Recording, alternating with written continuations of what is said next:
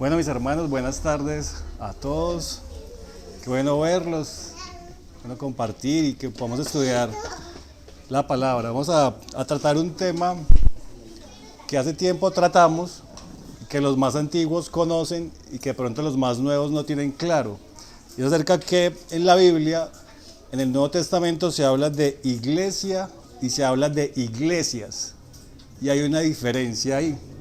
Entonces vamos a ver en la Biblia a qué se refiere cuando dice iglesia, qué es la iglesia, quiénes la conforman.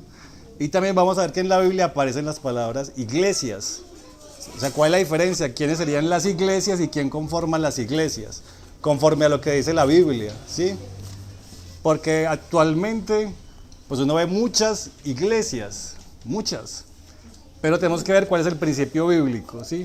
Entonces vamos a tratarlo, vamos a leer hartos versículos, vamos a hacer como una especie de resumen porque nos daría muchos espacios para estudiarlo. De hecho, nosotros lo estudiamos hace unos años y tenemos toda la serie grabada donde vimos cada uno de los aspectos de manera muy detallada. Hoy lo vamos a hacer como más general. Entonces vamos a ir a Mateo 16. Vamos a estudiar varios pasajes para que lo estén buscando en su Biblia. Mateo 16.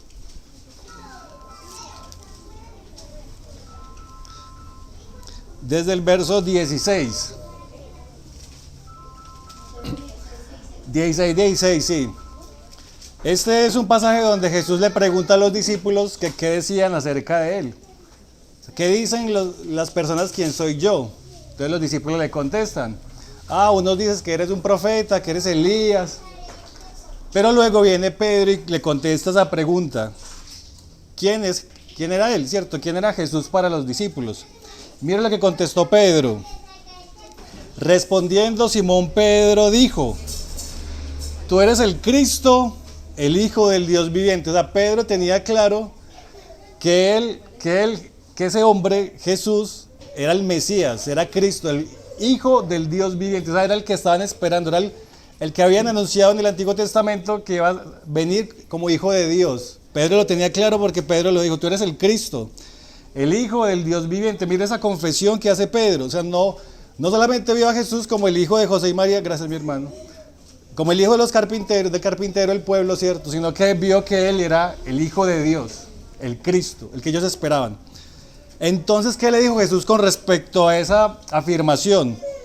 Entonces le respondió Jesús en el 17: bienaventurado eres, Simón, hijo de Jonás, porque no te lo reveló carne ni sangre, sino mi Padre que está en los cielos. Fíjese que esa revelación que Pedro tuvo acerca de Cristo es algo que Dios revela, es algo que Dios muestra a las personas. Por eso muchas veces oramos y decimos: Señor, que tal persona pueda ver y sea revelada en esa persona que Jesús es el Hijo del Dios, es el Cristo. Porque Dios tiene que abrirle los ojos del entendimiento, ¿cierto? Porque antes no lo comprendía. Entonces Jesús le dice que esa revelación, lo que acaba de decir Pedro, Dios se lo ha revelado a él. Y miren lo que dice en el 18, que es lo que vamos a tratar hoy. Y yo también te digo, Jesús diciéndole a Pedro, que tú eres Pedro, y sobre esta roca, o sea, sobre la confesión que acaba de decir Pedro, que tú eres el Cristo, el Hijo del Dios viviente, sobre esa confesión, mire, sobre esta roca edificaré mi iglesia, y las puertas del Hades no prevalecerán contra ella. Esa es la primera vez que aparece la palabra iglesia donde Jesús la menciona. Y Jesús da un fundamento y dice que sobre la confesión que acaba de hacer Pedro, sobre esa confesión va a edificar su iglesia. Eso nos daría mucho para hablar, porque está diciendo que Jesús tiene una iglesia. Le pertenece a Jesús. No nos pertenece a ninguno de nosotros. No nos la inventamos nosotros. No se la inventaron en ningún lado. Es de Jesús. Le pertenece a Jesús. Y tiene un fundamento, la confesión que acaba de hacer Pedro. Que Jesús es el Hijo del Dios viviente. Ese es el fundamento para que Jesús edificara su iglesia. La palabra iglesia que aparece ahí tiene un significado. Está compuesta de dos partes. La palabra es eclesía. Eclesía con doble K. La primera parte es eka, que significa por. Es como una flecha saliendo, como algo saliendo. Es un prefijo. De ahí proviene en nuestro español la parte ex, cuando uno le pone a las palabras el ex. Cuando se dice exterior, externo, se está refiriendo que es algo hacia afuera, ¿sí? Esa expresión eke de la eclesía. Entonces, la primera parte hace referencia hacia afuera. Y la segunda parte, que es klesia, en el griego, hace referencia, viene del verbo kaleo, que significa llamar, y se traduce también como convocar. O sea que eclesia, que es iglesia, se refiere a todos los que son llamados a salir afuera. A todos los que son del mundo y que al entender que Jesucristo es el Hijo de Dios son llamados a salir del mundo y a reunirse afuera, ¿sí? Afuera del mundo. Eso se traduce eclesía. Eclesía pues es la idea de un grupo de personas que ha salido por llamamiento o convocación para formar una asamblea. Eso hace referencia a la palabra iglesia, una asamblea de los que Jesús ha sido revelado en nuestra vida y nos ha llamado a salir del mundo, ¿sí? Eso somos nosotros, esa es la iglesia, los creyentes en Cristo, ¿sí? Esa es la iglesia, la asamblea de los llamados, que está conformado por personas, ¿sí? Entonces mire que aquí hay varios detalles. Uno, que es de Cristo, Cristo es el fundamento, le pertenece a Cristo, está conformada por los que son de Cristo, ¿sí? Vamos a ver varios versículos relacionados a eso. Vamos a ir a Efesios capítulo 1.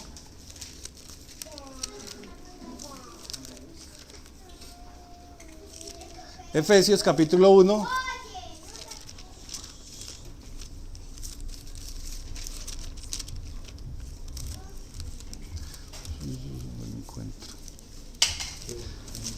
Verso 22 y 23.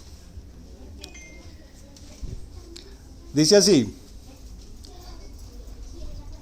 y sometió todas las, está hablando de Cristo y de la autoridad de Cristo, y sometió todas las cosas bajo sus pies, y lo dio por cabeza, o sea, Cristo, por cabeza sobre todas las cosas a la iglesia.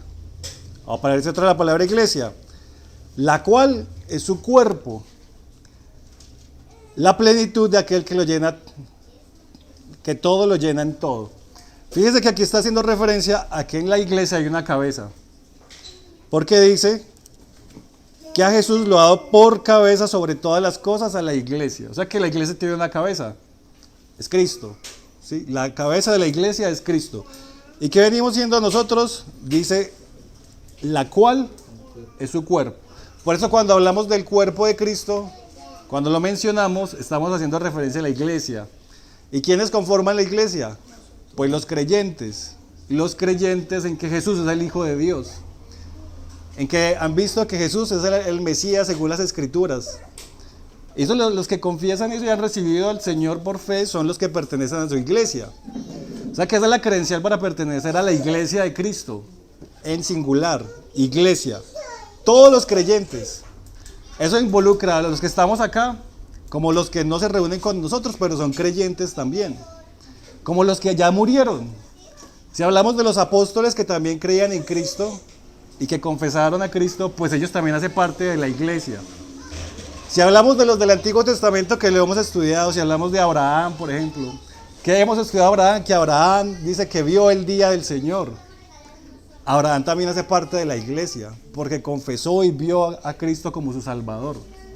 Abraham, Isaac, Jacob, todo lo que hemos estudiado en el Antiguo Testamento, hemos visto cómo esos héroes de la fe veían mucho más allá y esperaban una ciudad que no tiene fundamentos, dice la Biblia en hebreo, ¿cierto? Ellos hacen parte de la iglesia. O sea, todos los creyentes que en todos los tiempos han creído en Cristo y han confesado, hacen parte de esa iglesia, de la iglesia de Cristo. Ahí podríamos decir que se trata de la iglesia en su sentido universal, porque son todos los creyentes, todos los que le pertenecen a Él. Nosotros estamos involucrados ahí, pero no solo somos nosotros, hay más creyentes en otros lugares que se reúnen independientemente en otras partes, otros que ya han muerto, ¿cierto? Son de Cristo, le pertenecen a la iglesia, la cual es su cuerpo. Miremos otro verso en Romanos.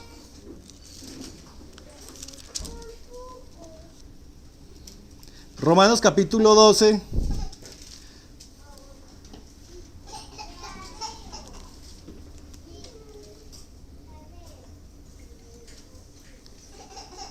Desde el verso 4. Romanos 12, desde el verso 4, dice así: porque de la manera que un cuerpo, recuerde que el cuerpo es la iglesia, tenemos muchos miembros, está comparándolo con el cuerpo natural, así como en nuestro cuerpo hay muchos miembros, pero no todos los miembros tienen la misma función, así nosotros, siendo muchos miembros, somos un cuerpo en Cristo, y todos miembros los unos de los otros. O sea, los que conforman el cuerpo de Cristo somos los creyentes. Somos los miembros del cuerpo de Cristo, los creyentes. Y somos muchos, y somos diferentes, pero todos hacemos parte del cuerpo de Cristo. Así como en el cuerpo hay diferentes miembros con diferentes funciones, así también pasa en la iglesia. Hay diferentes miembros, los creyentes, con diferentes funciones. Dice en el 6, perdón, sí, en el 6, ¿cierto? De manera que teniendo diferentes dones, según la gracia que nos es dada, si el de profecía, úsese conforme a la medida de la fe, o si de servicio, en servir, o el que enseña, en la enseñanza, el que exhorta, en la exhortación, el que reparte con liberalidad, el que preside con solicitud, el que hace misericordia con alegría. Si ven que ahí menciona diferentes dones, y todos hacen parte de la misma iglesia. Y cada miembro de la iglesia pues ejercita su don conforme a lo que Dios le ha dado. Y lo hace para el Señor, pero lo hace dentro del mismo cuerpo. Es una sola iglesia. No aparece iglesias abiertas alrededor del don. Entonces vamos a abrir una iglesia que enfatice tal cosa, que enfatice la gracia y la misericordia. No aparece en la Biblia. Aparece que es la iglesia de Cristo. Y es una sola. Tiene diferentes miembros con diferentes funciones. Ese es el cuerpo. Así como tenemos unos dedos que nos ayudan a coger cosas y oídos y ojos, hay diferentes miembros que ejercen su función dentro de la iglesia, pero es una sola iglesia. Miremos otro pasaje en 1 Corintios, capítulo 12.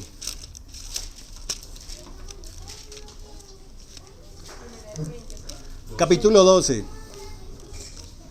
1 Corintios, capítulo 12, vamos a leerlo desde el verso 12.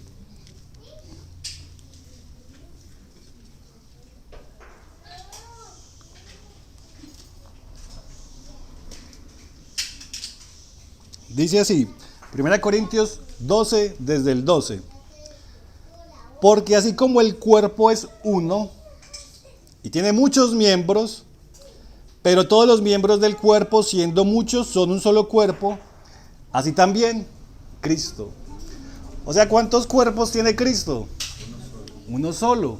¿Cuántas iglesias tiene Cristo? Una sola iglesia, según el sentido bíblico. Y pertenecemos nosotros, o sea, no somos iglesia cuando venimos a la reunión, no, ahora nos vamos para nuestras casas y seguimos siendo parte de la iglesia de Cristo, porque somos miembros de su cuerpo. O sea, hasta cuando uno muchas veces dice, no, es que voy para la iglesia, realmente ya somos parte de la iglesia, porque estamos en el cuerpo de Cristo. Más bien deberíamos decir, no, me voy a reunir con los hermanos de la iglesia, ¿sí? Pero somos iglesia todo el tiempo porque somos parte del cuerpo de Cristo, porque somos creyentes, ¿sí? O cuando alguien le pregunta, ¿cómo se llama su iglesia? Realmente desconoce el principio bíblico. El principio bíblico es que somos de la iglesia de Cristo, ¿sí? Entonces, resulta que por las tradiciones, pues nos hemos visto una cantidad de divisiones y nombres y organizaciones cristianas. Pero el sentido bíblico es que la iglesia es una sola, la de Cristo. ¿Crees en Cristo? Sí, bienvenido, hermano, ¿sí? Independiente de donde asista. Ya hay que ver si hay una falsa doctrina, si hay herejías, bueno, otro tipo de cosas, pero la iglesia es una sola. Como dice acá, es un solo cuerpo, así también Cristo. En el 13, porque por un solo espíritu fuimos todos bautizados en un cuerpo. Mire tan claro eso, todos recibimos el mismo espíritu. El mismo espíritu, o sea que es un solo cuerpo, un solo espíritu. No tendríamos por qué decir, no, es que yo pertenezco a tal lado, en tal lugar. No, somos de la iglesia de Cristo, ¿sí? Solo espíritu fuimos bautizados en un cuerpo, sean judíos o griegos, sean esclavos o libres, y a todos se nos dio a ver un mismo espíritu. Además, el cuerpo no es uno solo miembro, sino muchos. Si dijera el pie, ¿por qué no soy mano? No soy del cuerpo, por eso no será el cuerpo. Y si dijera la oreja, porque no soy ojo, no soy del cuerpo, por eso no será el cuerpo. Si todo el cuerpo fuese ojo, ¿dónde estaría el oído? Y si todo fuese oído, ¿dónde estaría el olfato? Mas ahora Dios ha colocado los miembros, cada uno de ellos en el cuerpo como Él quiso. Mire lo claro esto. Cada miembro es particular y tiene su función. Y le podemos pedir al Señor que nos ayude en la función que nos corresponde a cada uno. Como leímos en el pasaje anterior, unos sirven, otros enseñan, otros oran, otros hacen misericordia. Pero cada miembro es importante y hace parte del cuerpo. Hay unos miembros que son más visibles que otros. Así como nuestro cuerpo. El miembro más grande de nuestro cuerpo es la piel. Y es lo que más vemos. Pero la piel no se sostendría si por dentro no tuviera huesos. Entonces hay unos miembros que son invisibles, pero hacen parte del cuerpo. Como columnas, como fundamentos, ¿cierto? Que si esos miembros no están, pues el cuerpo se va debilitando y pierde su fuerza, su movilidad, ¿cierto? No sirve, no se sostiene. Entonces hay unos miembros visibles como hay unos miembros que no son visibles, tan visibles, ¿cierto? Pero todos hacen parte del cuerpo, ¿sí? El que ora en silencio hace parte del cuerpo. El que llama a preguntar cómo están los hermanos hace parte del cuerpo. El que se encarga de publicar, no sé, de editar libros, de evangelizar, de predicar, cada uno hace parte del cuerpo. Pero no podemos hacer todos lo mismo. Porque si todos fuéramos ojos, entonces ¿cómo escuchamos o cómo comemos? O comemos si no hay huesos, ¿sí? Aquí está explicando eso. Todos hacemos parte del cuerpo. En el 19. Porque si todos fueran solo un miembro, ¿dónde estaría el cuerpo? Pero ahora son muchos miembros, pero el cuerpo es uno solo. Ni el ojo puede decir a la mano, no te necesito, ni tampoco la cabeza y los pies, no tengo necesidad de vosotros. Imagínense diciendo este brazo, no necesito este brazo. O al revés, ¿qué es lo que le pasa a las personas con el sistema inmune? Los ataca a sí mismo, que genera un conflicto en su cuerpo. Así mismo pasa en la iglesia, uno muchas veces dice, pero es que este hermano que nos da los dolores de cabeza, que es imprudente, que no se queda quieto, que siempre hace parte del cuerpo y lo necesitamos, ¿sí? Lo necesitamos, aunque a nosotros muchas veces no nos guste. Pero un miembro del cuerpo no puede rechazar a otro, porque cuando eso pasa es cuando el cuerpo está enfermo, ¿sí? Los miembros se tienen que ayudar y cooperar mutuamente para que el cuerpo haga su trabajo, así no nos gusten, ¿cierto? No, muchas veces no le gusta, no, es que la nariz que tengo es muy ancha, pero la necesito, ¿sí? Así no le guste. O es que mis dedos de mis pies son muy feos. No me pongo chanclas. Pero lo necesito si los dedos no me puedo parar, ¿sí? Es que este gordito que tengo acá, pero hace parte del cuerpo. Asimismo, en medio de nosotros. Los miembros hacen parte del cuerpo y no los necesitamos, no los podemos rechazar. ¿Dónde íbamos? En el 21, ¿cierto? 22. Antes bien, los miembros del cuerpo que parecen más débiles son los más necesarios. O sea, el hermano más débil, más inmaduro, más imprudente es el más necesario. Y aquellos del cuerpo que nos parecen menos dignos, a estos vestimos más dignamente. Y los que en nosotros son menos decorosos se tratan con más decoro. Imagínense, uno en el cuerpo lo que menos le gusta, uno se lo tapa, lo cuida, está pendiente. Así mismo debería ser en la iglesia. Los miembros menos dignos, más inmaduros, deberíamos ser los que acogemos y acompañamos. Debería ser así el cuerpo. El 24. Porque lo que en nosotros son más decorosos no tienen necesidad. Pero Dios ordenó el cuerpo, dando más abundante honor al que le faltaba. Para que no haya desaveniencia en el cuerpo, sino que los miembros todos se preocupen los unos por los otros. Miren la función del cuerpo. De manera que si un miembro padece, todos los miembros se duelen con él, y si un miembro recibe honra, todos los miembros con él se gozan. Si un miembro padece, deberíamos padecer todos. Pero muchas veces uno se da cuenta que el hermano le está pasando algo y uno dice, se lo merece. Se lo merece por haber hecho esto y esto y esto. ¿Sí? En vez de padecer con el hermano. Se merece por meterse en yugo desigual. Pero uno no padece con el hermano, ¿sí? Pero aquí dice la Biblia que debemos padecer con los hermanos. Y los que reciben honra también deberían ser honrosos para todos. ¿Sí? O sea, si al hermano le va bien en algo, uy, es mi hermano, me siento contento junto con él. ¿Sí? Se casó mi hermano, qué bien, me siento orgulloso que se ha casado mi hermano. Porque aquí dice que los miembros nos padecemos y también recibimos honra de manera juntos, ¿cierto? En el 27. Vosotros pues sois el cuerpo de Cristo. Mire, ¿quién es el cuerpo de Cristo? Vosotros. O sea, las personas son el cuerpo de Cristo. Nosotros somos el cuerpo de Cristo, ¿sí? Y no porque nosotros no lo hayamos inventado. No, lo dice la Biblia. Los creyentes son el cuerpo de Cristo. Vosotros pues sois el cuerpo de Cristo y miembros cada uno en particular. O sea, uno no puede pretender ser como el hermano. Muchas veces pasa. Yo quisiera orar como ora tal hermano, es que ora tan bonito. Pero resulta que cada uno es un miembro particular. Cada uno ora de manera particular. Yo quisiera predicar como predica tal hermano, no. Cada uno es particular y el Señor lo usa en su gracia de manera particular, con su carácter, con su forma de ser, ¿sí? Con su temperamento. El Señor lo usa de manera particular. Pero no muchas veces quisiera ser como el otro hermano. Lo que tenemos que aprender es las virtudes de nuestros hermanos. Señor, forma esas virtudes en mí también. No quiero ser como Él. Que tú, la Biblia dice que seamos como Cristo. Señor, que tus virtudes en mí reflejen, se muestren. Pero cada uno es miembro particular. Dice acá, en el 28. Y a unos puso Dios en la iglesia. Mira, aparece la iglesia, el cuerpo de Cristo. Iglesia en singular.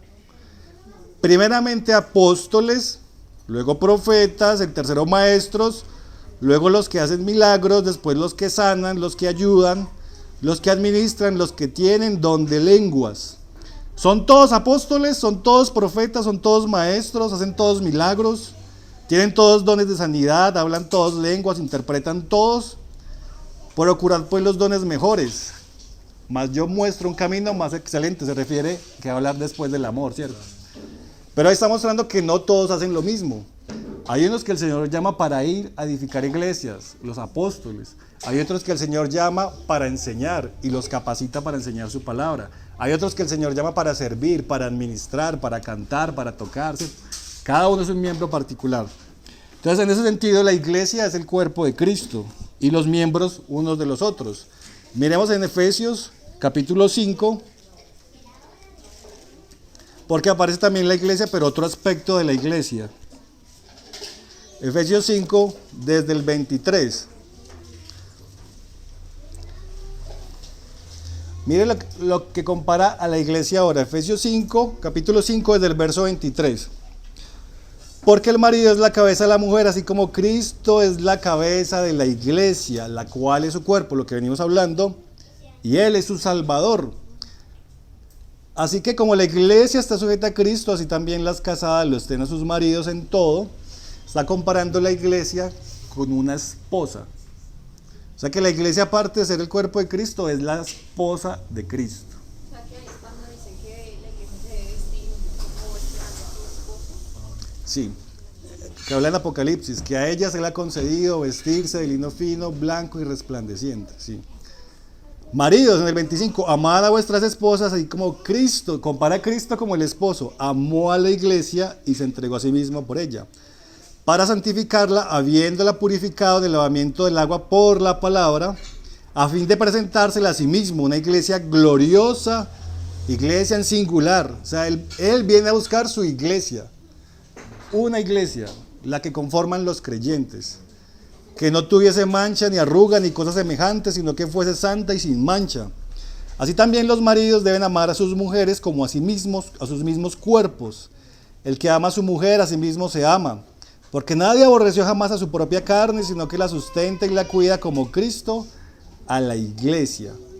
Porque somos miembros de su cuerpo. Vuelve y ratifica lo de ahora. De su carne y de sus huesos. Fíjense del detalle. Algunos miembros no se ven, los huesos. Otros miembros sí se ven, la carne, ¿cierto? Entonces en el cuerpo hay unos miembros visibles y hay otros miembros que no son visibles. Pero todos son necesarios. Sin unos no se sostienen los otros. Dice en el 31. Por esto dejará el hombre a su padre y a su madre y se unirá a su mujer y los dos serán una sola carne. Grande es este misterio. Mas yo digo esto respecto de Cristo y la iglesia. Ahí está hablando y comparando Cristo como el esposo y la iglesia como su esposa. O sea que nosotros somos la esposa de Cristo. La prometida, Él va a venir por nosotros. ¿Sí? Entonces, hay otro aspecto de que la iglesia universal, además de ser el cuerpo de Cristo, es la esposa de Cristo. Aquí habría muchas cosas que decir, pero lo vamos a hacer resumido porque quiero que lleguemos a otra parte. Vamos a ir a 1 Timoteo, capítulo 3.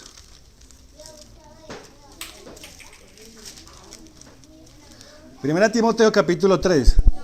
desde el verso 14.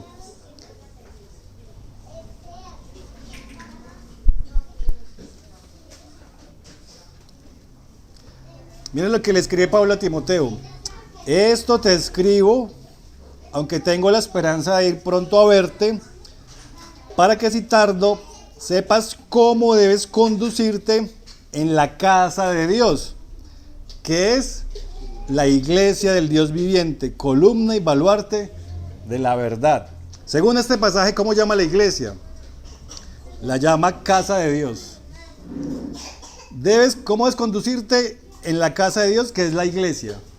O sea que la iglesia, aparte de ser el cuerpo, aparte de ser la esposa, es la casa de Dios. Es un templo espiritual donde habita Dios. Uno muchas veces dice, no, es que voy a ir al templo. Pero resulta que el templo no es un lugar físico. El templo somos nosotros. Voy a ir a la casa de Dios, pero es que la casa de Dios dice acá que es la iglesia. Es el cuerpo de Cristo. ¿Y quién es el cuerpo? Pues nosotros. ¿Qué dice Corintios? Que somos nosotros el templo del Espíritu Santo. O sea, decir, voy a ir a la casa de Dios, de acuerdo al sentido bíblico, está mal. Porque ahora la casa de Dios somos la iglesia, nosotros. Y esa casa de Dios que somos nosotros es columna y baluarte de la verdad. O sea que la verdad habita en medio de nosotros. Y es columna, ese es el fundamento, es lo que debe mantenerse firme, guardar la verdad, ¿cierto? O sea que aparte de ser cuerpo, aparte de ser esposa, somos casa espiritual. Miren lo que dice Primera de Pedro.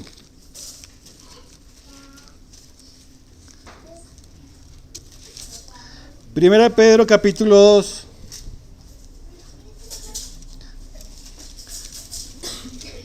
Desde el verso 4.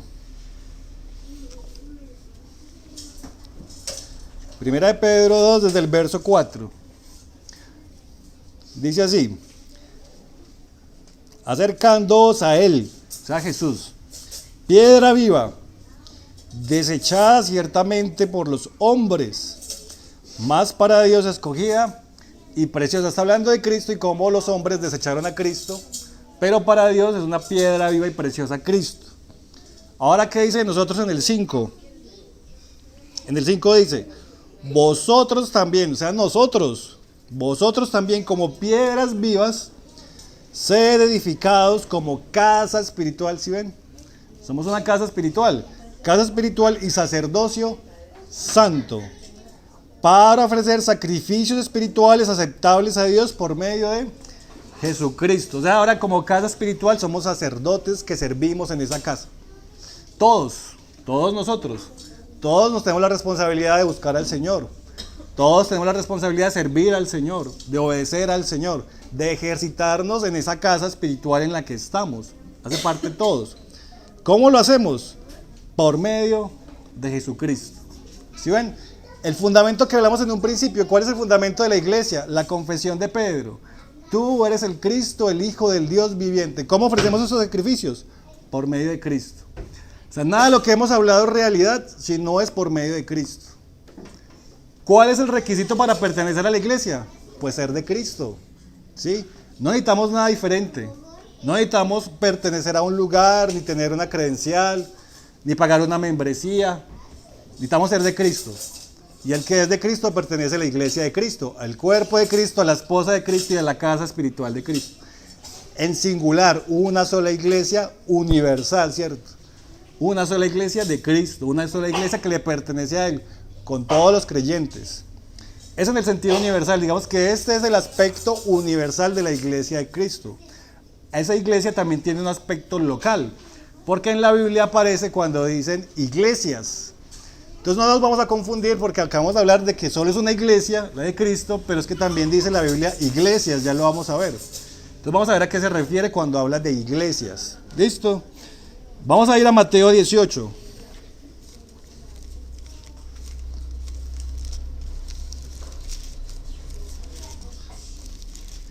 Mateo capítulo 18, desde el verso 15.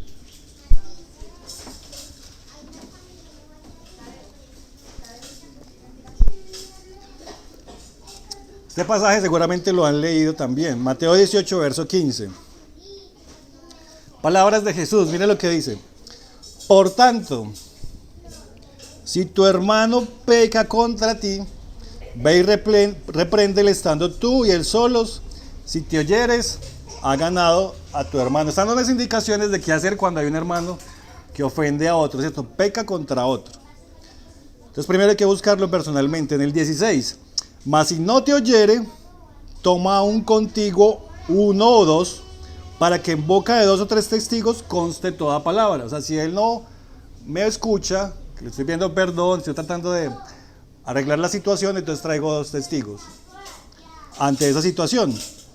¿Qué dice en el 17? Si no los oyere, o sea, a él y a los testigos, dilo a la iglesia. Mire que aparece otra vez la palabra iglesia, Jesús mencionándola. Pero aquí no está hablando de la iglesia universal, porque es imposible uno venir a tratar un asunto en la iglesia universal. O sea, si yo tengo un problema con un hermano, no me escuchó, traigo 2 testigos, no me escuchó, ahora tengo que ir decirlo a la iglesia. Pero ¿cómo se lo va a decir a toda la iglesia, en toda Colombia, en todos los tiempos? O sea, es imposible.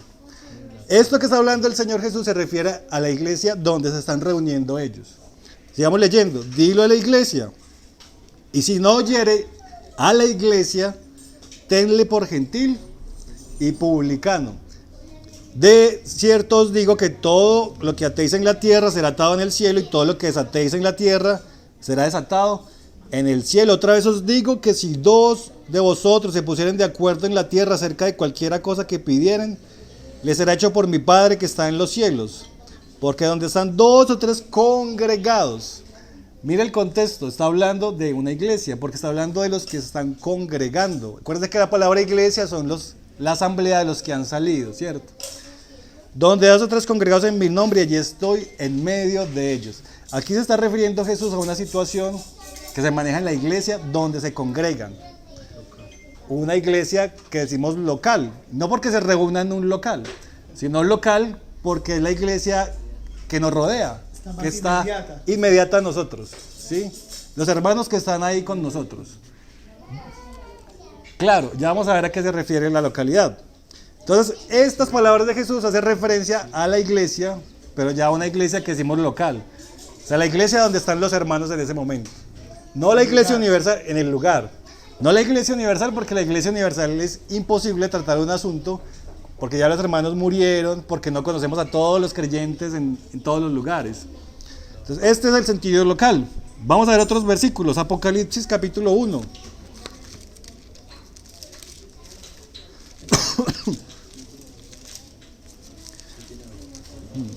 Apocalipsis capítulo 1.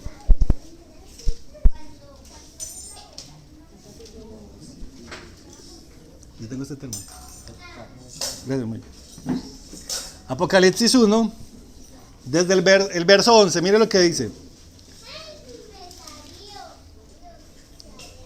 Palabras que escribió Juan cuando vio la profecía, lo que Jesús le mostró. Dice en el 11, que decía, está hablando de Jesús, yo soy el alfa y la omega, el primero y el último. Escribe en un libro lo que ves y envíalo a las 7 iglesias. Mira que aparece plural. A las 7 iglesias, plural, que están en Asia. Y menciona cuáles son las 7 iglesias. A Éfeso, Esmirna, Pérgamo, Tiatira, Sardis, Filadelfia y Laodicea.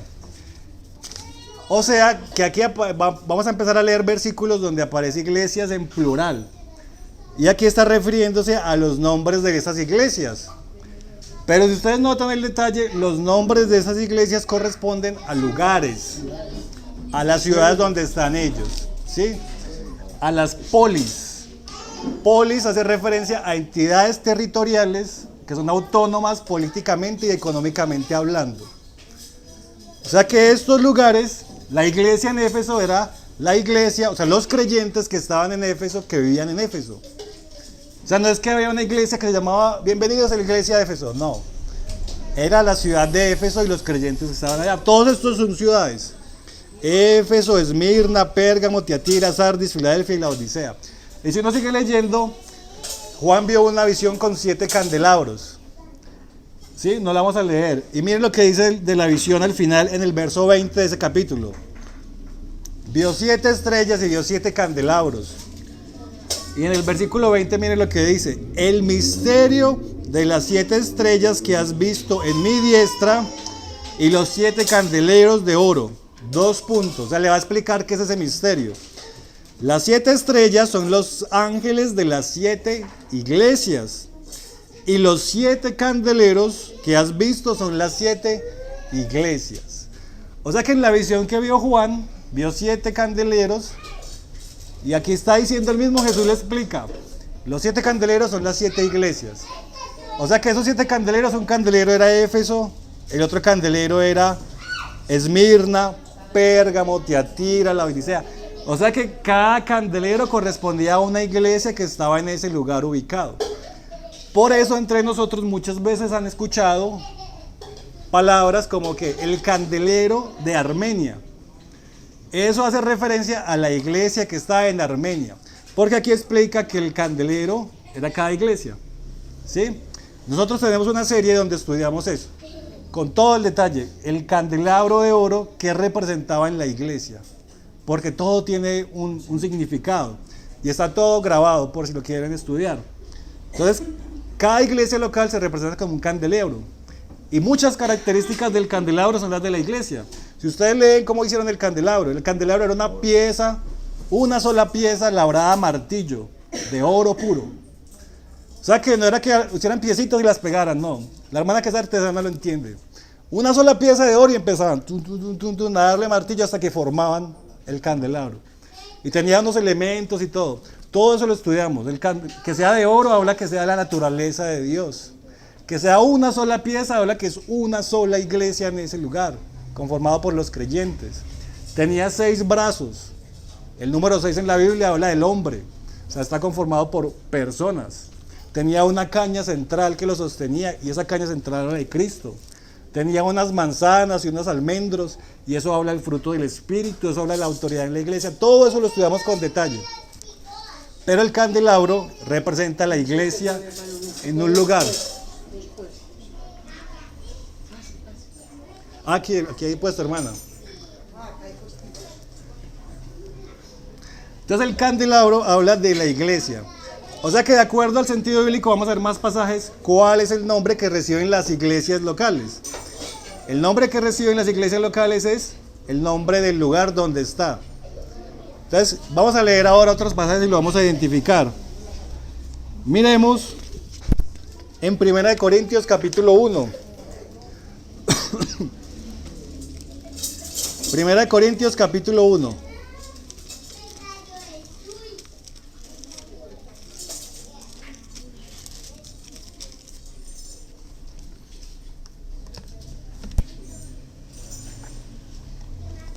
Mire lo que dice capítulo 1 desde el verso 1 y 2. Dice: Pablo, llamado a ser apóstol de Jesucristo por la voluntad de Dios, y el hermano Sóstenes. Mire el 2. A la iglesia de Dios que está en Corinto, a los santificados en Cristo Jesús, llamados a ser santos, con todos los que en cualquier lugar invocan el nombre de nuestro Señor Jesús, Señor de ellos y nuestro. ¿Cómo llama Pablo a los creyentes o cómo llama a la iglesia que está en ese lugar? Dice la iglesia de Dios. O sea, no es la iglesia de Pablo, no es la iglesia de Apolos ni de Cefas, no, es la iglesia de Dios que está en Corinto. Así como vimos en el otro pasaje, la iglesia que está en Éfeso, en Esmirna, en la Odisea. Aquí en Corinto había otra iglesia, que es la iglesia de Cristo, los hermanos que están viviendo en Corinto. Ese es el nombre que ellos recibían, la iglesia de Dios en Corinto. No recibían otro nombre. Mire que en ningún momento dice a la iglesia tal, de Julanito de tal, de nombre tal. No. Dice los creyentes que están en Corinto. Exactamente. Mire otro pasaje. Miremos Efesios capítulo 1, verso 1.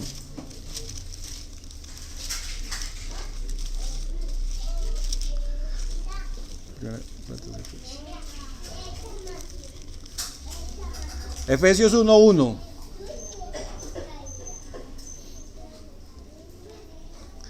Dice: Pablo, apóstol de Jesucristo por la voluntad de Dios, a los santos y fieles en Cristo Jesús que están en Éfeso. En Apocalipsis dice que en Éfeso había una iglesia. Lo leímos hace un momento. La iglesia que está en Éfeso, el candelabro de Éfeso. ¿Qué dice ahora quiénes lo conforman? Los santos y fieles en Cristo Jesús que están en Éfeso. Esa es la conformación de la iglesia de Éfeso. Los creyentes que viven en Éfeso. Claro, que pertenecen a Cristo. No tenían otra forma de pertenecer a la iglesia, sino que ser de Cristo. Y vivir en ese lugar.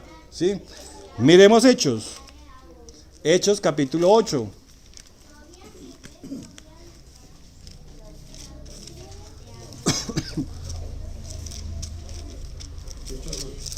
¿Perdón? Hechos capítulo 8, verso desde el 1.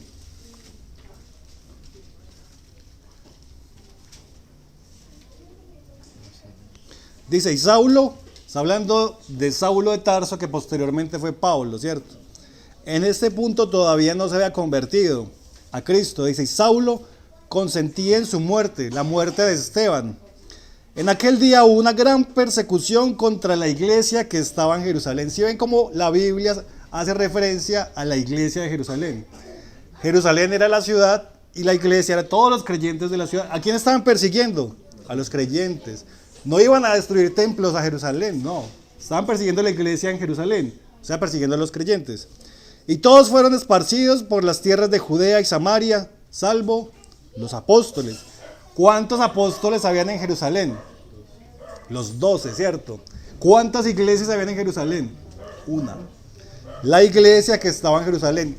Cada apóstol hacía su función dentro de la iglesia. No es que cada uno abrió una iglesia. ¿Sí ven? Ese es el sentido bíblico. En el 2. Y hombres piadosos llevaron a enterrar a Esteban, hicieron gran llanto sobre él. Y Saulo asolaba la iglesia. ¿Cómo la asolaba? Y entrando casa por casa, arrastraba a hombres y a mujeres y los entregaba a la cárcel. Nuevamente, ¿quién era en la iglesia? Pues los creyentes, porque él iba y los buscaba en las casas para sacarlos. Asolaba la iglesia. O sea, la iglesia no era un lugar. Si fuera un lugar, aquí hubiera dicho, Saulo iba y destruía las paredes del templo y quebraba los vidrios. No lo dice. Dice que iba casa por casa buscando a los creyentes de la iglesia. O sea, la iglesia en Jerusalén eran los creyentes en Jerusalén, una sola iglesia. A pesar de que habían 12 apóstoles, imagínense. Hoy en día podrán haber 12 apóstoles juntos en una iglesia. Cada uno abre su propia iglesia, ¿sí? Su propia iglesia. Pero el sentido bíblico es que es una sola iglesia y todos trabajan juntos ahí. Miremos otro versículo, Hechos capítulo 11. Hechos 11. Esta nos va a narrar cómo se formó una iglesia en una ciudad que se llamaba Antioquía.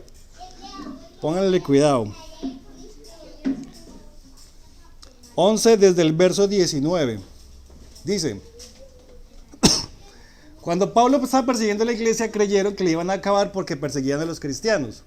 Pero como los perseguían, los cristianos comenzaron a esparcirse, a irse a otras ciudades. Y eso lo que hizo fue que el evangelio comenzara a expandirse. En vez de destruirlo, lo que hicieron fue forzarlos a expandir el testimonio. Mira el 19. 11:19. Ahora bien, los que habían sido esparcidos a causa de la persecución que hubo con motivo de Esteban, pasaron hasta Fenicia, Chipre y Antioquía. O sea, los creyentes tuvieron que ir a otra ciudad. 3 ciudades. Se regaron, no hablando a nadie la palabra, sino solo a los judíos. Pero había entre ellos varones de Chipre y de Cirene, los cuales cuando entraron a Antioquía hablaron también a los griegos anunciando el evangelio del Señor Jesús. O sea, lo que hacían era predicar a donde llegaban. ¿Qué predicaban? El evangelio del Señor Jesús. No les decían, ven, pertenece a mi organización. No, les hablan de Cristo. Les hablan de Cristo. Pentecostal, ven, todo. Tan lindo que fueron los primeros y no sabemos Sí. quiénes fueron. Y la mano del Señor estaba con ellos. Mire, y gran número creyó y se convirtió al Señor. O sea, que la gente se convierte es al Señor. Uno no se convierte a una iglesia, se convierte a Cristo. Si uno se reúne acá, está bien, pero es de Cristo. Si se reúne en otro lugar, es de Cristo.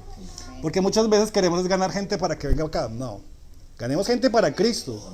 Y las personas donde el Señor las coloque, ahí van a estar, pero es para el Señor, como dice acá. En el 22, llegó la noticia de estas cosas a oídos de la iglesia que estaba en Jerusalén. Mira, ellos están en Antioquía. Se están convirtiendo la gente en Antioquía. Y los otros hermanos en Jerusalén, pues están los apóstoles. Perdón.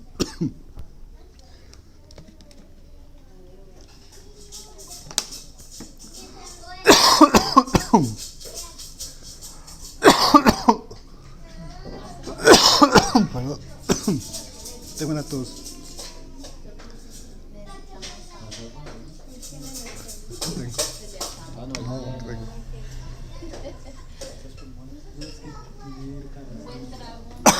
Ya la da, ya la da. No, tengo una tos todos estos días. Sigamos. Del 22, llegó la noticia de estas cosas a oídos de la iglesia que estaba en Jerusalén. Están en Antioquía, se están convirtiendo en nuevos creyentes y en Jerusalén escuchan. Uy, allá hay nuevos creyentes. En Jerusalén están los apóstoles. ¿Qué hacen? Y enviaron a Bernabé que fuese a Antioquía. O sea, envían a alguien para acompañar a esos hermanos. Pero no para que funde la iglesia con sede en Antioquía, la iglesia de Jerusalén. La iglesia de Bernabé. No, la iglesia de Bernabé en Antioquía con su jurisdicción y que viene de Jerusalén. No. ¿Qué hicieron ellos allá? O sea, Bernabé, cuando llegó y vio la gracia de Dios, se regocijó. Y exhortó a todos que con propósito de corazón permaneciesen fieles al Señor. O sea, hermanos, sigan, busquen al Señor. ¿Qué dice en el 24? Porque era varón bueno y lleno del Espíritu Santo y de fe, y una gran multitud fue agregada al Señor. O sea, la iglesia es del Señor. En el 25. Después fue Bernabé a Tarso para buscar a Saulo, y hallándole le trajo a Antioquía. Se necesitaba ayuda, como que aquí hay demasiada gente, esa gente está creyendo en el Señor, son nuevos, necesito que alguien venga y nos ayude, y nos enseñe, nos instruya. Fue a buscar a Saulo, le trajo a Antioquía, pero no para formar la iglesia de Saulo en Antioquía, no para formar la iglesia de los apóstoles que están en Jerusalén, pero están en Antioquía. Fue para ayudar a los hermanos que estaban en Antioquía. ¿Qué hicieron el 26? Y se congregaron allí todo un año con la iglesia. ¿Cómo se formó esa iglesia? Pues con los creyentes que se convirtieron a Cristo y que vivían ahí. Eso fue lo que hicieron. ¿Qué hicieron los hermanos de otro lado? Pues mandar refuerzos para enseñarles a instruirlos. Pero en ningún momento querían formar una sucursal de la iglesia central de Jerusalén en Antioquía, no. Querían que los hermanos que eran del Señor pues se fortalecieran en el Señor. Así se formó esta iglesia en Antioquía. ¿Qué hicieron allí? Y a los discípulos se les llamó cristianos por primera vez en Antioquía. Miren ese detalle. Una iglesia que comenzó a partir del testimonio de otros judíos que llegaron esparcidos, crecieron y llamaron a los hermanos para que les enseñaran y les ayudaran. Mire qué pasa con esta iglesia en Antioquía. Capítulo 13.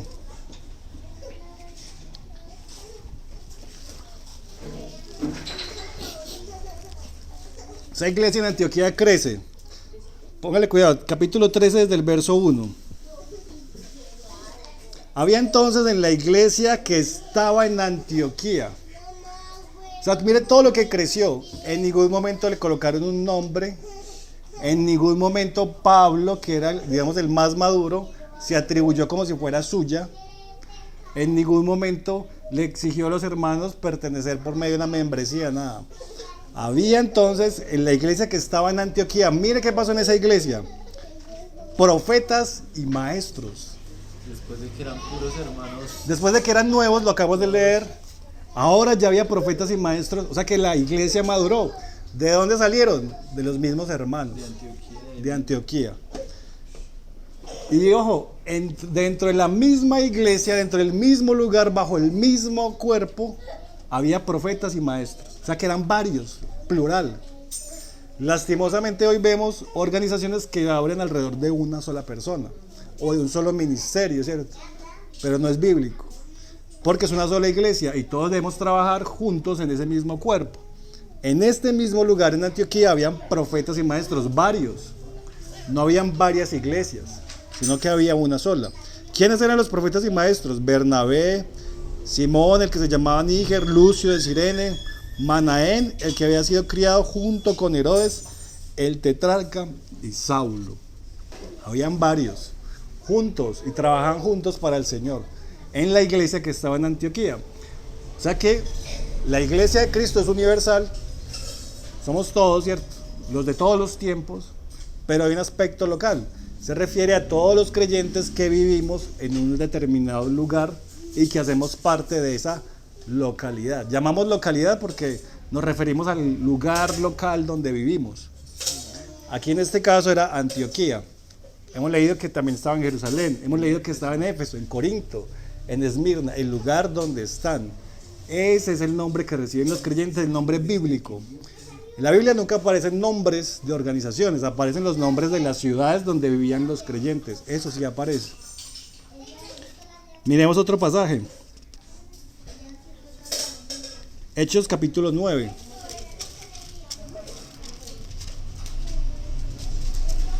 Hechos capítulo 9, verso 31.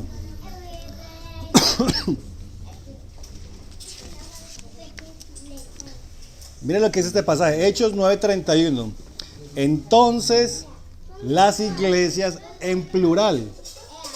Entonces las iglesias tenían paz por toda Judea, Galilea y Samaria. Y eran edificadas, andando en el temor del Señor, y se acrecentaban fortalecidas por el Espíritu Santo. ¿Qué debe hacer la iglesia? Andar en el temor del Señor y ser fortalecida, ¿cierto? Por el poder del Espíritu Santo. Pero miren lo que dice, iglesias, las iglesias en plural, tenían paz por Judea, Galilea y Samaria. Es que Judea, Galilea y Samaria eran regiones. Como decir acá, las iglesias del Quindío, las iglesias de Cundinamarca, las iglesias del norte del país. Por eso aquí aparece en plural y menciona 3 lugares, Judea, Galilea y Samaria. En Judea estaba Belén, Emaús, Jerusalén, Efraín, eran lugares que había en la región de Judea. En Galilea estaba Caná, Capernaum, Nazaret. En Samaria estaba Samaria, Cesarea. Y asimismo, cuando la Biblia habla de plural, iglesias en plural, se refiere a una región donde hay varias ciudades. ¿Sí?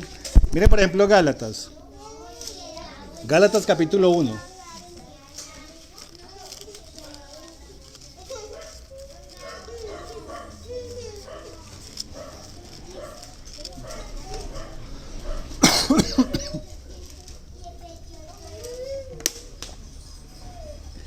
Gálatas capítulo 1, verso 1 dice, Pablo, apóstol, no de hombres ni por hombre, sino por Jesucristo y por el Dios Padre que lo resucitó de los muertos. Mire que todo lo que hemos tratado siempre ha parecido que el que encabeza es Cristo. Todo se hace por Cristo y todo se hace para Cristo. No aparece nada diferente. Miren el 2. Y todos los hermanos que están conmigo a las iglesias de Galacia.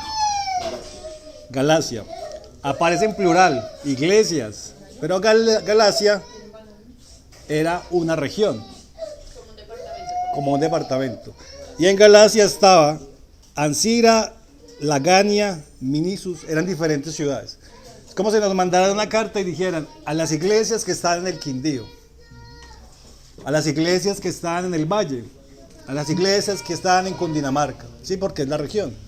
Pero las iglesias en plural hacen referencia a las diferentes localidades, lugares que están ahí. Como leímos al principio, a las 7 iglesias. Y las iglesias eran los lugares donde estaban los creyentes. En el caso de nosotros, a los diferentes municipios. Eso es lo que quiero llegar. En el caso de nosotros, ¿cómo diríamos? Las iglesias del Quindío, ¿cuáles serían? Pues la iglesia en Armenia, la iglesia en Calarcá, la iglesia en Circasia, la iglesia en Salento, la iglesia en Finlandia. Serían 12 iglesias, porque hay 12 municipios, ¿sí? Resulta que en la Biblia todos estos lugares que se mencionan eran polis. O sea, la palabra en el griego es polis y hace referencia a una unidad territorial que es independiente políticamente y económicamente hablando. O sea, es como la mínima unidad administrativa que el Estado tiene. Que en nuestro caso, la mínima unidad administrativa son los municipios. Yo busqué un artículo, se los voy a leer, cómo define los municipios. Esa es la ley 136 del 94. Mire cómo define un municipio nuestro. El municipio es la entidad territorial fundamental de la división político-administrativa del Estado, con autonomía política, fiscal y administrativa dentro de los límites que señalan la Constitución y la ley, cuya finalidad es el bienestar general y el mejoramiento de la calidad de vida de la población en su respectivo territorio. O sea, en términos prácticos, es la mínima unidad territorial que tiene autonomía administrativa, políticamente hablando y económicamente hablando, ¿cierto? Las abogadas me corrigen si me estoy equivocando. Pero esa es la unidad mínima territorial, en nuestro caso son los municipios. O sea que, en términos prácticos, nosotros diríamos, los que vivimos en Armenia, somos la iglesia en Armenia. Y no solamente nosotros, todos los creyentes de Armenia, que muchos no saben que hacen parte del candelabro de Armenia, porque no conocen estas verdades, ¿cierto? Pero si el Señor, exactamente, pero si el Señor ve, dice, tengo mi iglesia en Armenia, con mis creyentes de Armenia. Una vez una hermana decía, ¿qué tal que el Señor llegue a Armenia y le diga al taxista, lléveme a mi iglesia? ¿Y el taxista qué hace? ¿A dónde lo llevo?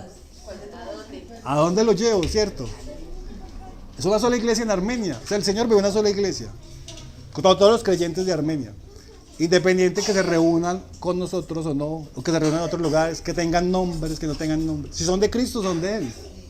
Y hace parte de la iglesia de Armenia. En Calarcá, haría parte los creyentes de Calarcá, ¿sí? Hoy estamos en Calarcá, o sea que estamos en la iglesia de Calarcá. Así como hay creyentes también en Circasia, pues están los creyentes de Circasia. ¿Sí me hago entender? Pero es algo que tenemos que entender, que la iglesia pertenece al lugar donde está y uno se debe identificar como tal. O sea, yo hago parte de la iglesia de Armenia.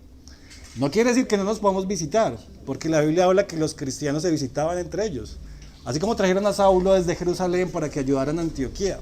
Aparece cuando Pedro fue a Jope y de Jope fue a visitar luego a Cornelio. O sea, se visitan entre ellos, ¿sí? Pero entendemos que somos de la iglesia del lugar. Es decir, hay una iglesia en Armenia que nos conocemos nosotros, ¿cierto?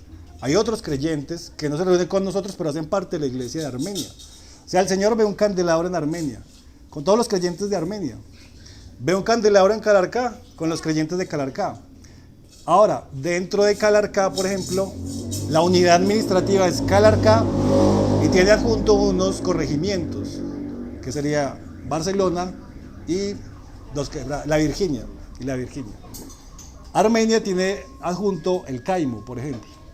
Entonces, administrativamente hablando, es Calarcá y esos corregimientos son adjuntos a Calarcá. O sea que nosotros cuando decimos la iglesia de Barcelona, los hermanos de Barcelona, deberíamos decir mejor la iglesia de Calarcá, porque es la unidad administrativa de Calarcá, en donde están nuestros hermanos reuniéndose, se reúnen en Barcelona, pero son de la iglesia de Calarcá. ¿Sí me hago entender? Y nosotros hacemos parte de la iglesia de Armenia. La hermana que vive en Salento sería de la iglesia de Salento. No quiere decir que no puedan ir a visitarnos, reunirnos, no, nos reunimos, porque buscamos al Señor, como hemos leído hace un momento. Ahora, tenemos que tener en cuenta un detalle con esto. La iglesia en el lugar donde está, pues la Biblia decía que ellos perseveraban en la doctrina de los apóstoles, en el partimiento del pan, en las oraciones, en la comunión, ¿cierto? O sea que la iglesia en Armenia, nosotros tratamos de perseverar en eso. La doctrina de los apóstoles, la comunión, en la iglesia de Calarcá hace lo mismo. Persevera en el partimiento del pan, en las reuniones, ¿cierto? Ahora, nosotros desde Armenia, cuando venimos a Calarcá, como el caso de hoy, tenemos que prestar atención en un detalle. Y es que estamos en una jurisdicción que no es nuestra. O sea, nosotros somos de Armenia, pero hoy venimos a Calarcá. ¿Qué deberíamos de hacer correctamente? Que nuestro hermano, que es el que preside en Calarcá, sea el que nos guíe y nos dirija, porque estamos en la jurisdicción de Calarcá, ¿sí? Cuando vamos a reunirnos en Armenia, pues estamos en la jurisdicción de Armenia y recibimos a los hermanos que vienen, pero somos la localidad de Armenia. La Biblia muestra, hoy no lo vamos a estudiar, que las iglesias locales son autónomas, son administrativamente autónomas. Si en Armenia nos reunimos los sábados a las 4:30, lo hacemos porque estamos en Armenia, pero en otros lugares se reúnen, en Palmira se reúnen a las 6 los sábados, en Bogotá se reúnen el domingo por la mañana, porque son autónomas las localidades, no se dependen de un lado y del otro. Mire que cuando Saulo fue a Antioquía, Saulo no dependía de Jerusalén para tomar decisiones en Antioquía, Se reunieron y el Señor hizo su obra en Antioquía. Tienen comunión, se visitan, se ayudan, se apoyan, pero son autónomas. Es decir, si nosotros tomamos una decisión acá, no tenemos que estar llamando a otro lugar. Venga, ¿qué hacemos? Claro, autónomas ellas mismas. O sea, cada localidad es autónoma. Tiene sus, cada municipalidad, cada uno tiene sus, quienes presiden, cómo administran, desde que sea conforme a las escrituras, ¿cierto? Cuándo se reúnen, qué están enseñando, qué están estudiando, si es reunión de varones, si es reunión de hermanos, todo eso lo decide la localidad, porque cada localidad es independiente de la otra. Se tiene comunión, nos acompañamos, nos ayudamos, nos llamamos, ¿cierto? Cuando hay hermanos más maduros, pedimos que nos ayuden, así como hicieron Saulo al visitar Antioquía. Pero nosotros tenemos que tener cuidado en un detalle. Cuando volvamos a Calarcá, tenemos que tener la delicadeza de nuestros hermanos que presiden en Calarcá, pues consultarlos primero. Hermano, vamos a hacer una reunión allá. ¿Qué le parece? Vamos a partir el pan allá. O sea, porque es la jurisdicción de Calarcá, ¿sí me hago entender? Si alguien nos invita a una reunión en Calarcá, llamamos a nuestro hermano. Miren, tal cosa, vamos para Calarcá. Vamos a reunirnos allá. Nos va a acompañar, ¿sí? Porque estamos en un territorio que no es el nuestro. Y al revés, si ellos vienen a reunirse a Armenia, pues sería lo mismo, ¿cierto? Y no porque queramos imponer una forma, sino que es el principio bíblico. Cada localidad, cada municipio, en este caso porque es la forma en que el Estado divide, es como la mínima unidad administrativa del Estado, cada municipio representaría cada localidad en nuestro caso. O sea que estaríamos diciendo la iglesia en Armenia o la iglesia en Calarcá, ¿sí me hago entender? Entonces todo esto, yo sé que muchos ya lo sabían, otros no, pero lo hice de manera resumida para que entendamos que cuando nos movemos de un lugar a otro tenemos que tener eso presente. Cuando vamos a Santa Rosa, pues nuestro hermano Santa Rosa es el que nos invita, él preside y él es el que nos dará la instrucción de qué debemos hacer. Ah, no, es que en Armenia primero se hace la enseñanza y luego el partimiento, porque no lo hacemos así. No, en Santa Rosa nos dirán cómo se hace porque es la localidad de Santa Rosa. Igual en Pereira, ¿sí? Es que en Pereira no dejan tocar instrumentos. Ah, es la localidad de Pereira. O sea, estoy dando un ejemplo porque son los hermanos y ahí hay una administración independiente de la nuestra, ¿cierto? Entonces, para que lo tengamos presente. Y también tengamos el cuidado de cuando invitemos o hagamos una reunión en una localidad que no es la nuestra, pues tenemos que sujetarnos, estar atentos a la dirección. ¿Sí me hago entender? O sea que no existen las iglesias madres. No. Según el sentido bíblico, no existe una iglesia central que tenga sucursales en otros lados. La iglesia es una sola que es Cristo, ¿cierto? Como lo leímos. Mire que en ningún momento dice que la iglesia de Antioquía era la sucursal de la iglesia de Jerusalén. Dice que es la iglesia de Antioquía, con los hermanos de Antioquía. Al principio eran nuevos, inmaduros, no conocían, pero son los hermanos de Antioquía. Vinieron otros hermanos a enseñarles. Y mire que luego, ¿qué pasó? Habían profetas y maestros. O sea, el Señor levantó de ahí. La iglesia en Jerusalén es la iglesia mucho más madura porque estaban los 12 apóstoles testigos de lo que el Señor había hecho. Tenían la doctrina que el Señor les había dejado, ¿cierto? Mucho más maduros, pero la iglesia de Jerusalén. En ningún momento dice que la de Antioquía era la sucursal de Jerusalén y ninguna otra aparece.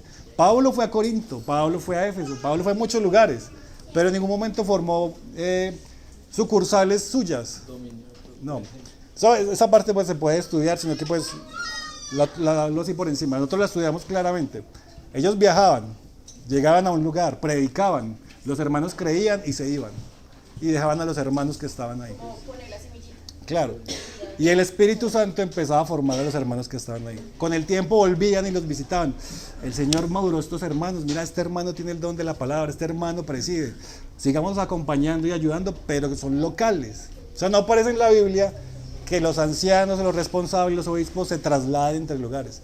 No, hay un lugar nuevo y necesitamos traer un anciano para acá y lo trasladamos. No aparece. Los ancianos salen del lugar donde están. El Señor los levanta de ahí. Si no hay ancianos, pues no hay ancianos. Es la iglesia en ese lugar que no tiene ancianos. ¿Sí? Pero la iglesia es local. Es diferente que ya un hermano se trasladó a vivir ahí, pues al trasladarse a vivir ahí, pues ya hace parte de esa iglesia. Nuestro hermano que se va para Medellín con Laura, pues va a ser parte de la iglesia local de Medellín. Hay una cosa importante. En Medellín, por ejemplo, hay un área metropolitana, porque los municipios han crecido y están juntos. Envigado, Medellín, Itagüí, El Bello.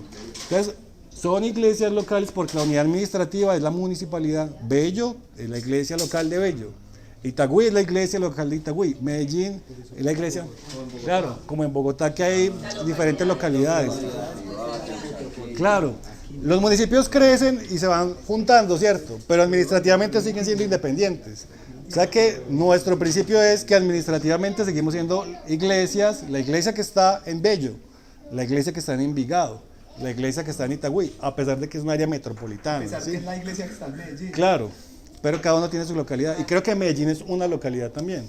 Por el área metropolitana es todas las que están pegadas, Yo ¿cierto? pienso, hermanito, ¿no será que el Señor lo diseñó de esa manera para que fuera más como Él quiere, una familia más unida, claro, más pequeño? Todo eso tiene un sentido, todo. Cuando uno estudia el candelabro se da cuenta de la claridad de por qué el Señor lo hizo así y cómo los discípulos obraban de esa manera. Claro, para que no hayan divisiones, para que la iglesia es local. Si hay una iglesia muy madura en otro lado y aquí hay una iglesia inmadura, no podemos pedir hermanos de allá o nosotros ir allá, ¿cierto? Cada iglesia es local. Si el Señor trae hermanos a vivir a este lugar, que se comiencen a reunir con nosotros y a enseñarnos es diferente. Pero estar importando hermanos así no es bíblico. Lo único que hacen los apóstoles, de acuerdo al sentido bíblico, es que ellos van y visitan las iglesias, enseñan, ponen fundamentos, establecen Cuando hacen ancianos. los retiros, ¿cierto? Los retiros son una forma de tener comunión entre iglesias, pero cuando los hermanos nos visitan, hermanos que han tenido el llamamiento del Señor, pues es el trabajo que hacen los obreros o los apóstoles. Venir a establecer el fundamento, hermano, enséñenos Como acerca de Pablo que mandó Cristo. A Timoteo, Sí. que le decía que va a corregir. Enséñenos acerca de Cristo, la obra de Cristo. Ellos vienen, establecen el fundamento y luego se van. Pero no se quedan aquí formando una sucursal de donde ellos son, ¿cierto? Entonces nosotros recibimos el fundamento y con ese fundamento seguimos nosotros trabajando y obrando y perseverando, ¿cierto? Pero ese es el proceso. Entonces quería tocar este tema en vista de que hoy estamos en Calarcá, pero somos de Armenia, ¿cierto? Entonces cuando los hermanos van a volvernos a invitar, tenemos que tener en cuenta a nuestros hermanos que presiden en Calarcá, ¿cierto? Es un aspecto. Y lo otro, decir que la iglesia de Barcelona estaría incorrecto. Tenemos que decir la iglesia de Calarcá. Porque Calarcá es la unidad administrativa de esta región. Barcelona está junta ahí. Entonces cuando decimos los hermanos de Barcelona vienen, no. Tendríamos que decir los hermanos de Calarcá van a venir a visitarnos, ¿cierto? Que algunos viven en Barcelona, otros viven en Calarcá o así. ¿Sí me hago entender? Entonces vamos a dejar hasta ahí y ya seguimos compartiendo